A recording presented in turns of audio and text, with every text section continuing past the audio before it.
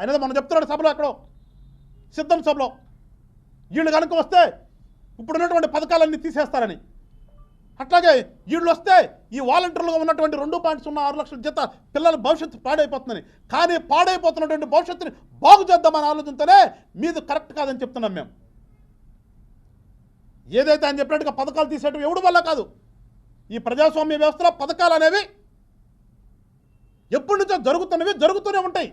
ఇవాళ జగన్మోహన్ రెడ్డి ఉండొచ్చు, రేపు చంద్రబాబు ఉండొచ్చు, ఎల్లుండి పవన్ కళ్యాణ్ గారు రావచ్చు, లేదంటే గతంలో జరిగిపోయినటువంటి పెద్ద పెద్ద మేధావులు అందరూ కూడా ఈ సంక్షేమం అనేది అట్లా ఒరబడి కొనసాగుతుంది. అది ప్రజాస్వామ్యంలో ప్రభుత్వం యొక్క విధి. అది దాన్ని ఎవరు ఒకటి తీసేయలేరు. కానీ ప్రభుత్వం అంటే ప్రభుత్వం విధి తెలియని వ్యక్తి కాబట్టి పిచ్చి పిచ్చి మాటలు మాట్లాడుతున్నాడు. నేను కనుక గెలవకపోతే, నేను కనుక వాడిపోతే వాళ్ళు వస్తే పథకాలు తీసేస్తారని. ఏమి పేదలకి ఇళ్ళు పథకం ఈయన పెట్టాడా? పెన్షన్ పథకం ఈయన పెట్టాడా? డ్వాక్రా మహిళలకు రుణాలు ఈయన పెట్టాడా? ఏది ఈయన కనుక్కున్నది ఏంటి? ఈయన పెద్ద కనుక్కున్న వాసుకోడిగమా కనుక్కున్నట్టుగా ఈయన చెప్పుకొస్తాడేనా?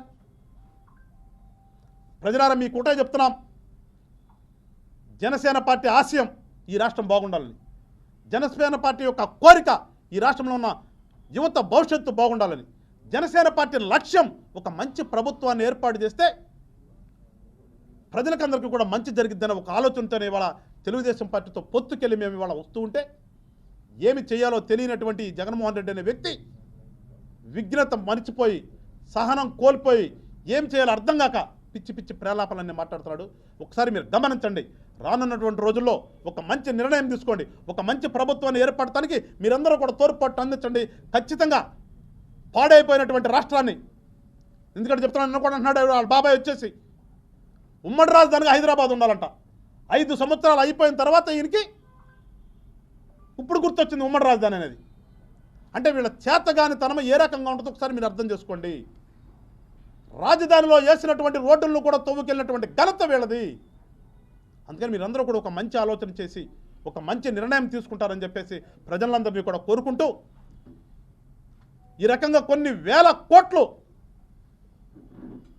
ఒక అధికారం అనే మత్తుతో, ఒక అధికారం అనే మదంతో ఈ ముఖ్యమంత్రి గారు ప్రజలకు చెందవలసిన డబ్బునంతా కూడా అతను స్వార్థానికి ఏ రకంగా వాడుకున్నాడో ఒకసారి గమనించి మీరందరూ కూడా మంచి నిర్ణయం తీసుకోవాలని చెప్పేసి కోరుకుంటూ, మరొకసారి ప్రజలందరూ ఆలోచించండి, కళ్ళు తెరవండి.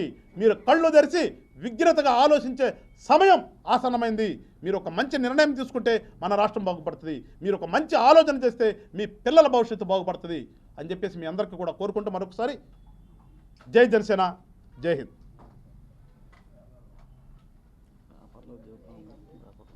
ఇప్పుడు పర్మిషన్ ఇస్తే మేము వెళ్ళలేదు అంటారా వాళ్ళు ఏమన్నా? లిటరల్గా ప్రతి ఒక్కళ్ళు తెలిసిందే కదా. మీరు ల్యాండ్ అవ్వడానికి పర్మిషన్ లేదన్నారా, ఆగిపోయింది. ఇప్పుడు ఆడ అనకపోతే మేము వెళ్ళలేదు కదా, అక్కడే కనిపిస్తుంది కదా. ఇప్పుడు అతనికి ఏమి చెప్పాలో ఆలోచన, ఏమి చెప్పాలో తెలియక వాళ్ళు సతమతమవుతారని చెప్తే మేమైతే క్లియర్గా ఉన్నాం. మా నాయకుడు క్లియర్గా ఉన్నాడు, మా మిత్రపక్షం క్లియర్గా ఉంది. మేము సక్రమంగానే రేపు సీట్లు పంపిణీ చేసుకుంటాము, క్యాండిడేట్లు పెట్టుకుంటాం, ఎలక్షన్కి వెళ్తాం. వాళ్ళు ఏం చేయాలో అర్థం కాక వాళ్ళకు ప్రెస్టేషన్లోనే పిచ్చి పిచ్చి మాటలు మాట్లాడుతున్నారు.